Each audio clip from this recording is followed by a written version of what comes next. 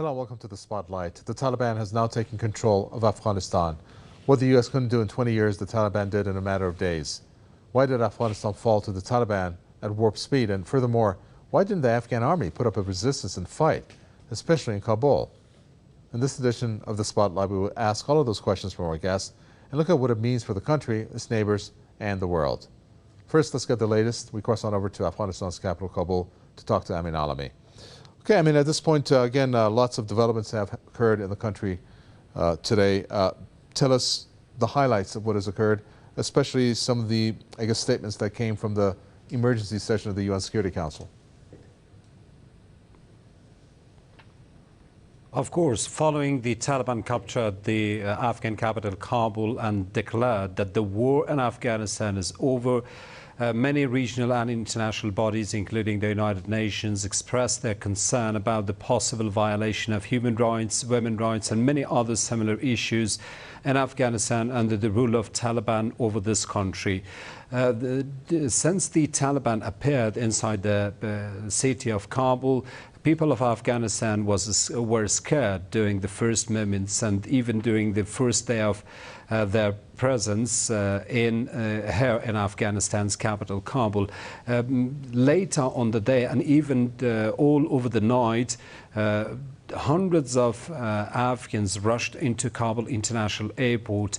As a result of an stampede, at least 5 individuals lost their lives, and as they were too much crowded, American forces also shooted on air and called the people who had rushed into the Kabul International Airport to be away from the military aircrafts that were inside the Kabul International Military Airport. In the meantime, the UN Security Council and the recent emergency meeting on the Afghanistan also shows that there is an international concern regarding to the fate of Afghanistan, regarding to what is called the achievement of the people of Afghanistan over the past 20 years, including the press freedom, social society freedom, as well as women rights freedom and other issues related to human rights. But however, inside Afghanistan, many have also urged the Taliban to pay respect to the demands of Afghan people, honor their basic rights, and allow especially girls and women to do their basic works and resume their normal life in order to have a right to go to schools, go to universities, be an artist, or similar issues. In the meantime, some top political leaders of Afghanistan are going to go to the Qatari capital, Doha, in order to meet the leadership of Taliban there. Hamid Karzai, the former Afghan president, Abdullah, the former National Reconciliation Council for Afghanistan, are 2 members of this delegation. Gulbuddin Hekmatyar, who is the leader of Hizb-e Islami, is also another member of this delegation who are going to visit capital Doha. All these 3 members of this delegation have insisted on their strong will to find a solution for the Afghan conflict as a result of direct talks with the leadership of the Taliban in the Qatari capital, Doha. For instance, Hamid Karzai optimistically said on a video message that was shared on social media that we are committed to bring peace in Afghanistan, and we are in direct contact with the leaders of the Taliban, either inside Afghanistan or abroad, mainly in the Qatari capital, Doha. But let's not forget that the Taliban seems to seems to behave something in different ways against what they had done 20 years ago in Afghanistan during their rule over Afghanistan. For instance, they are trying to be kind, to be friendly with locals inside the cities, and they have assured the people of Afghanistan, especially the residents of Kabul, to be inside their houses and get out for their works. And even they called on the employees of the Afghan government, the military employees and the non-military employees of the Afghan government, to get back to their offices. However, there are also some unconfirmed reports that the Taliban have in some cases gone to the doors of some residents of Kabul, mainly the military employees of the Afghan government, especially the Afghan pilots who were working in the Afghan Air Force. But the Taliban sources has not commented regarding to this issue so far. In the meantime, the residents of Kabul want an assurance, further guarantee in order to resume their normal life in Afghanistan. However, they also blame the international community, mainly the United States of Afghanistan, for failing to achieve its stated goals and its promises to the people of Afghanistan, mainly bringing stability and peace to this country. Thank you very much for that, Amin Ali. We appreciate it. Let me introduce our guests for this edition of The Spotlight. We have writer, blogger, social activist, and director of the Center for Human Rights at Ziauddin University, Said Muaz Shah, who joins us from Karachi. Also joining us, publisher and editor at Politics First, Marcus Papadopoulos, who joins us from London. Okay, I'd like to welcome you both. Let me first start with you, if I may, Said Muaz Shah. We're very curious, along with the rest of the world, as to why we saw the downfall of Afghanistan, especially when it came to the lack of resistance from the Afghan army, and how quickly the Taliban was able to take over the country. You know, that's a big question mark when put into the context that the U.S. was there for 20 years, and one of the core missions that they had was to train the Afghan army. Is it because of that failure, or is it something else? I think it's a little bit deeper than that. And I think we have to look at, when we talk about the morale or vision behind why someone fights, and I think it's as basic as that. So when we talk about the Kabul regime that was there, one of the main key aspects, as you hinted, was a lot of U.S. money and funding. And some estimates put it at almost $450 million on an annual basis. So where you have that flow of money and sustainability through funds, you have to ask yourself, you have to go ask the soldier who's fighting, what is he fighting for? What is that vision? Whereas if you look at the case in Taliban, you know, their fighters are not getting paid. Essentially, they're volunteers of local, and they've sold the idea and the vision that they are fighting for their country to get it back from occupiers. And I think that's one of the most centralized themes that we have kind of glazed over. But it's the morale. And if you ask any military expert, they'll tell you that the morale of an army is very important. And so what's happened was, when the Americans had lifted their hand of support earlier this year, you quickly had seen a sort of helplessness in the ranks. There was some resistance, but there wasn't that vision there. There was that essence of the American essence disappearing. And there's a feeling that the money's going to disappear and the stability is going to disappear. And that's what the stability depended on. And we can criticize, you know, those people can criticize America shouldn't have left yet. They should have, you know, done more, waited till it was more stable. But the reality is that, what is that vision? I mean, if we look at the current, the Kabul regime structure, it was 18% reported voter turnout. Is that truly a representation of the people of Afghanistan? Were they all involved in that process? And the people who were in power understood that. And that's one of the things why they were kind of skeptical about involving the Taliban in the talks much earlier, because they were afraid of losing power because of where the Taliban strongholds were they might get outvoted in a voting booth. So that was also a concern that eventually kind of fell out because of the Doha Accords. So they had to come to the table anyways because the American support was evaporating. So I think the key thing I would say is morale and the vision that was sold. And that's something that the Taliban definitely fed on. They definitely fed on the historical experience of the Afghanistani people from what the British had done earlier, then the Russians. And that was something similar that in this scenario that they also sold that vision. And I think that was extremely important in how they convinced. And of course, some of the miscalculations that the U.S. and Afghan forces did with Bagram Air Base, and we know the horrors and torture issues that came out of there, and including the raids on people's houses. So I think that definitely fell more in their favor and only increased their momentum. And we've seen it unfold just a few days ago.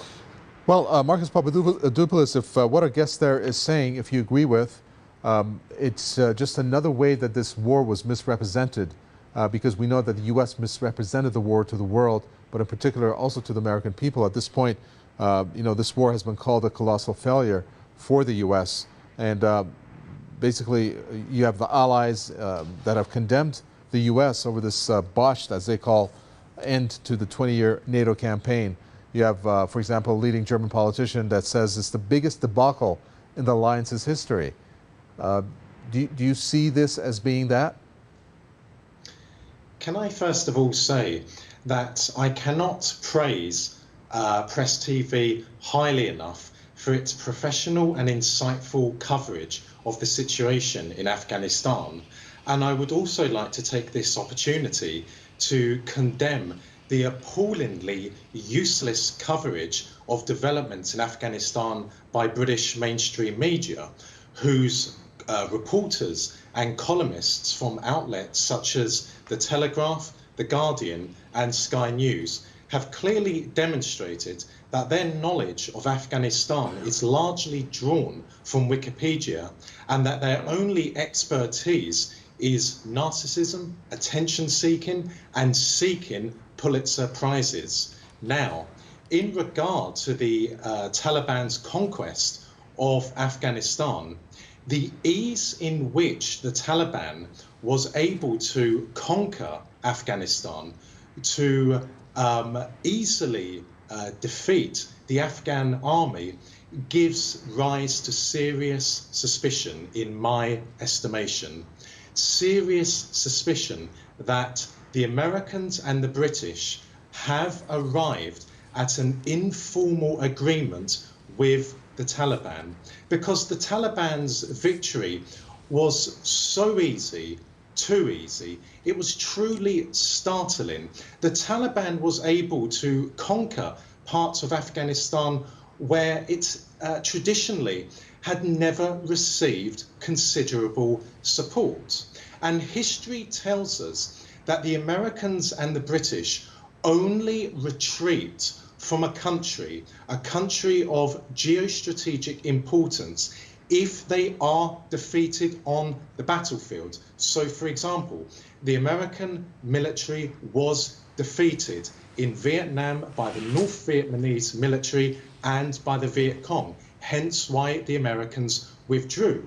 But the American military and the British military was not defeated by the Taliban. And at the same time, the American and the British military did not defeat the Taliban as well. So that is why I believe that the Americans and the British have not withdrawn from Afghanistan. Yes, their soldiers have withdrawn, but American and British influence and control in countries around the world is more than just a military one. I believe that the future is this, that the Taliban have evolved. The Taliban is no longer what it was during the 1990s and going into 2000 and 2001. I believe the Taliban understand that if they are to safeguard their dominance in Afghanistan, then they have to change. But at the same time, the Americans and the British look to the Taliban as an organization that they can do business with, so to speak, concerning the opium trade, but also threatening, for instance, Central Asia, which of course is Russia's backyard. And the Americans and the British can use the Taliban to cause problems in Central Asia, such as Tajikistan, Uzbekistan, and Kyrgyzstan, in the hope that terrorism will spread rapidly into Central Asia and will then enter Russia. So, in short, I do not believe the Americans and the British have truly left Afghanistan. Okay, well, let's then break this angle open because that's worthy of elaborating on it. And if you agree with that, Sayyid Muaz Shah, that puts a different viewpoint onto the way that our guest mentioned the U.S. and the U.K. militarily not to be in the country, however, possibly to put some weight in terms of, as our guest there said, do business with the Taliban to perhaps maneuver the group against Russia, maneuver the group inside the West Asia region, maybe against China, maybe against Iran. Do you think that those are possibilities? Oh, that's an interesting perspective, and I wouldn't rule that out because, as you can see, the Taliban has been very open about stating that we would like to have international relations, we would like to have international trade, and there's a lot of focus on that. They're saying, they're basically trying to illustrate that we are not going to be isolationist as we were before. Not to mention that the Americans had dealings with the Taliban even before 2001, and we know that there was a lot of even business deals, and Taliban representatives even came over and visited the United States in the 90s. So we know that that space is there to potentially explore. But I think I would like to go back to the speech that Biden gave last month. And if you remember, on July 4th, he was getting a lot of questions on Afghanistan and finally held a press conference explaining the American position. And he said verbatim in his speech that, this is the graveyard of empires. And he reiterated the reflection about what happened to the British and the Russians. And he said this is not going to be any different for us. So I'd kind of take Marcus's comment and kind of take it one step further, as he said that they haven't, the place that they've retreated from is where they have been defeated. And here they had seen an inevitable defeat. So unless they would get something out of it, they would not. And I think I would give credit more to the British than the Americans because they're very skilled at this, which is called they managed decline. And the British Empire has been able to kind of do that more successfully, whereas the Americans are more younger in this approach. So possibly, yes, there is space for that. But I see that whenever the backstep that is made, because the Americans were kind of really involved in Afghanistan, that's allowed the space to open up and allow other characters come at play. And we know another country that's taken a backstep in the Afghanistan situation is India. And that's because of certain dynamics on the ground. So now this vacuum, you see the Chinese and the Russians, they openly declared, hey, our embassies are going to be open. We're still going to be issuing visas, business as normal. The Pakistanis also themselves, they've said that, declared it today. So you have certain people where, consulates and embassies are closing down for the United States and India and some other nations. And here, UN is also kind of securing its staff. So we're in a really kind of volatile situation. And as Marcus says, no one was honestly expecting it this rapid. I mean, I just like to take the timeline just a little bit back before Sunday. If you remember, on Friday in Doha, they were having a meeting between Pakistan, United States, the United Kingdom, Russia, China, and then the Afghan representative came in late into that meeting. They had some discussion on Saturday. If you remember, there was an open announcement that we're sending back 3,600 troops. For what? To secure the embassy and the retreat and the exit. Why would you take the soldiers out and then bring them back? And so clearly, I felt that was a message that they were saying that maybe they were going to kind of do this last-minute gasp effort. And I think that sped up the Taliban situation, frankly. And that night, Jalalabad and those surrounding areas of Kabul fell, and we woke up Sunday morning, and what do you know? Lo and behold, they surrounded Kabul. So I think that was, I think, unprecedented and unexpected on all levels, even with the Taliban. I don't think they were even expecting this rapid of a collapse. Okay, since we're just fresh out of time, my last question goes to you, Marcus Papadopoulos.